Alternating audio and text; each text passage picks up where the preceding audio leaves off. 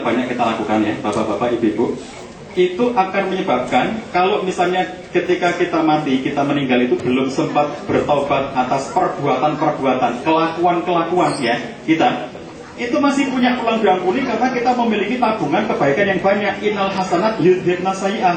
Kebaikan-kebaikan kita itu akan mengambil, memakani, menghancurkan keburukan-keburukan yang kita lakukan. Yang tidak terampuni hanyalah kalau kita punya dosa syirik yang belum sempat kita taubati di dunia. Itu makanya saya tadi mengajak berbincang itu ya, sambil sarapan tadi itu saya mengatakan begini, bahwa ini fondasi ini jangan kita itu kehilangan prioritas gitu ya, kehilangan prioritas. Prioritas utama kita itu membuat anak kita itu punya nilai keimanan yang sangat tinggi sehingga kemudian dia itu tidak terjebak dalam kesyirikan. Nah, adapun kalau kelakuan-kelakuan itu ya, itu bukannya tidak penting, itu sangat penting. Tetapi ketika kemudian seringkali hati kita merasa sempit sekali dada kita, sempit sekali perasaan kita, anak saya kok kayak begini kelakuannya gitu ya. Sampai akhirnya kita tergerus habis kita untuk mikirkan kelakuannya itu, sampai kita lupa untuk mengokohkan keimanannya. Padahal yang sangat penting itu adalah keimanannya itu, karena itulah yang menjadi ciri kita sebagai seorang muslim yang kelak akan diterima di sisi Allah SWT. Itu yang sangat penting, Bapak Ibu sekalian. Nah, makanya dalam hal pembiasaan itu coba lihat diskusi kecil ini ya. Ini saya angkat dari kitabnya Imam Al-Ghazali, Ihya Ulumuddin. Dalam kitab itu diceritakan dialog tentang antara Sahal bin Abdullah At-Tustari dengan pamannya Muhammad Ibnu Siwar. Ini kalau TK-TK di Indonesia, TK-TK Islam di Indonesia itu kalimat ini diajarkan semua. Mungkin di madrasah juga diajarkan ya. Ya, maksudnya diajarkan. Jadi Muhammad Ibnu Siwar ini ngajari kemenangannya itu ya 3 kalimat. Allahu ma'i, Allahu hafizi, Allahu nadhirun ilayya. Allahu ma'i, Allah bersamaku. Allahu hafizi, Allah menjagaku. Bukan mengawasiku ya, yang lebih tepat menjagaku, menjaga, hafizi. Mengawasi juga boleh, tapi lebih tepatnya Allah menjagaku. Allahu nadhirun ilayya, Allah melihat kepada aku. Jadi 3 kalimat itu yang diajarkan supaya kamu ucapkan ini berulang-ulang. Nah, ini kalau anak saya di TK Islam di Jogja itu ya, semua anak saya yang TK itu mesti hafal kalimat ini karena gurunya semua mengajarkan. Allahu ma'i, Allahu hafizi, Allahu nadhirun ilayya. Seringkali kemudian kita melihat kan dalam perilaku ini, kalau orang kampung ibu ya, tidak berlaku di Amerika, tapi ketika ibu-ibu dulu masih di Indonesia itu sering melihat kan, nenek-nenek di Indonesia itu suka nakut-nakuti cucu-cucunya dengan hal-hal yang misalnya, awas jangan di situ, sudah malam-malam ayo masuk, awas di situ ada hantu. Nah, menakut-nakuti anaknya dengan hantu. Ayo cepat nak masuk, jangan di situ ada setan loh. Nakut-nakuti dengan setan. Kadang-kadang dengan profesi tertentu. Kalau nangis terus nanti disuntik oleh Pak Dokter. Nah, akhirnya nakut-nakuti dengan dokter gitu. Awas disuntik oleh Pak Dokter. Sampai kemarin saya bilang sama teman saya seorang dokter yang biasa bilang, Ikatan Dokter Indonesia itu harus mengadvokasi kalau perlu menuntut nenek-nenek yang suka menjadikan dokter sebagai alat nakut-nakuti itu. Karena anak ini menjadi takut seumur hidup kepada suntikan dokter gitu. Ada yang awas ada polisi segala macam gitu-gitu ya. Itu kan yang terbentuk pada anak ini sebuah ketakutan. Mengapa kita tidak mengatakan, nak jangan takut, Allah menjaga kamu, nak jangan takut, Allah melihat kamu, nak jangan takut, Allah bersama dengan kamu. Bukannya awas jangan di situ ada hantu, lah takut yang muncul kan.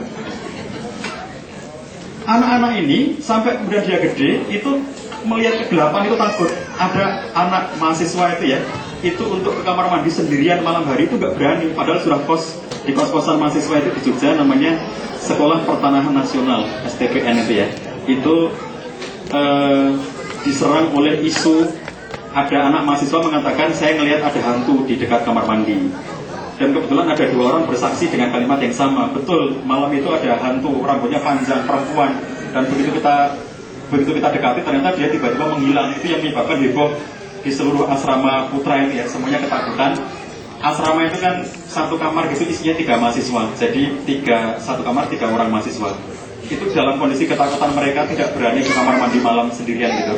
Itu sampai setiap kamar itu punya kesepakatan, kalau ada yang bangun untuk ke kamar mandi harus dibangunkan 3-3-nya.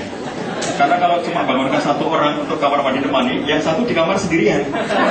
Jangan-jangan yang diganggu yang di dalam kamar kan. Akhirnya bertiga itu harus dibangunkan bareng-bareng hanya untuk mengantarkan seorang temannya yang pengen ke kamar mandi gitu. Itu kan ketakutan berlebihan, mungkin karena dari kecilnya sudah ditakut-takuti. Itu kalau identik dengan kegelapan itu sudah terbayang nanti ada sesuatu di situ gitu.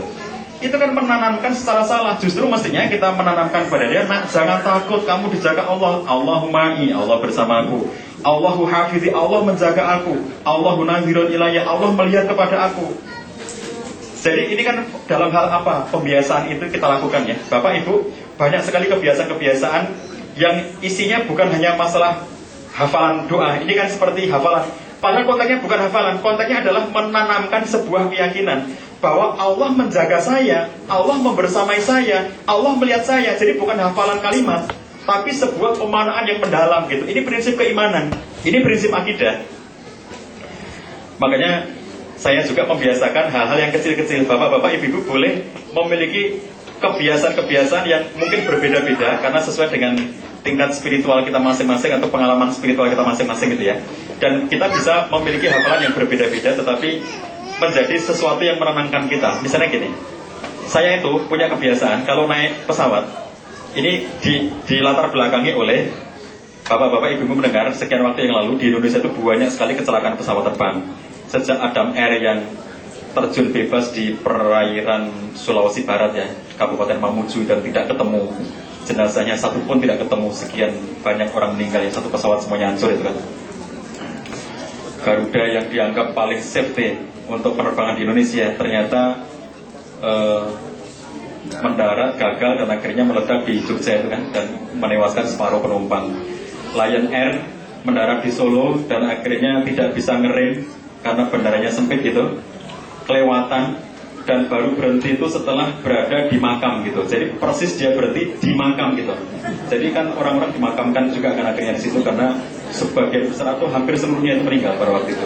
Di Medan, Mandala, menurut pengakuan yang petugas di bawah, petugas lapangannya itu ya, katanya kebanyakan membawa durian itu. Saya nggak tahu persisnya. Tapi ada dua pejabat penting di situ kan, ikut meninggal, semuanya kan meninggal. Ini baru berangkat ini saya sudah keberatan, akhirnya kan nabrak dan kemudian hancur semuanya.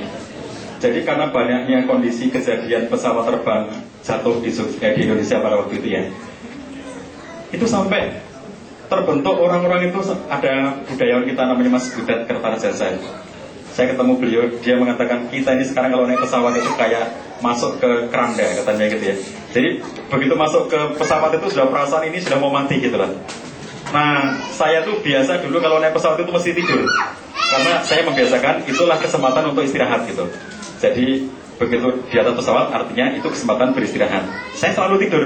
Jogja Jakarta itu naik pesawat cuma 50 menit. Itu pesawat belum berangkat saya sudah tidur. Nanti saya baru bangun ketika sudah bludek gitu ya. Itu terasa mendarat gitu, saya baru kemudian bangun gitu. Nah, ketika sudah mulai banyak kecelakaan pesawat itu nggak bisa tidur karena ini persiapan mati gitu. Ini mau mati jadi harus banyak doa, nggak boleh tidur gitu. Nah, sejak saat itu saya punya doa yang selalu saya baca. Selain doa perjalanan, yang selalu saya baca adalah hasbunallah wa ni'mal wakil, ni'mal maula wa ni'man nasir. Kenapa saya baca itu? Karena begitu pesawat ini sudah naik nggak bisa kembali. Oke, kalau kita naik bis, naik taksi, naik kereta api, naik bisnya ini sudah mulai berjalan. Kalau di Indonesia ya, saya ketakutan gitu. Enggak, saya turun aja lah. Karena naik bis dari Surabaya ke Jogja itu naik bis namanya Sumber Kencono. Itu supirnya ugal-ugalan sekali, kemudian ponceng sekali begitu. Sampai dengan tidur pun dia akan sampai juga ke Jogja karena sudah hafal itulah jalannya setiap hari gitu. Saya naik bis itu dengan ngeri karena sopirnya itu sambil SMS-an begini. Jadi kakinya itu digunakan untuk jepit sopiran begini ya.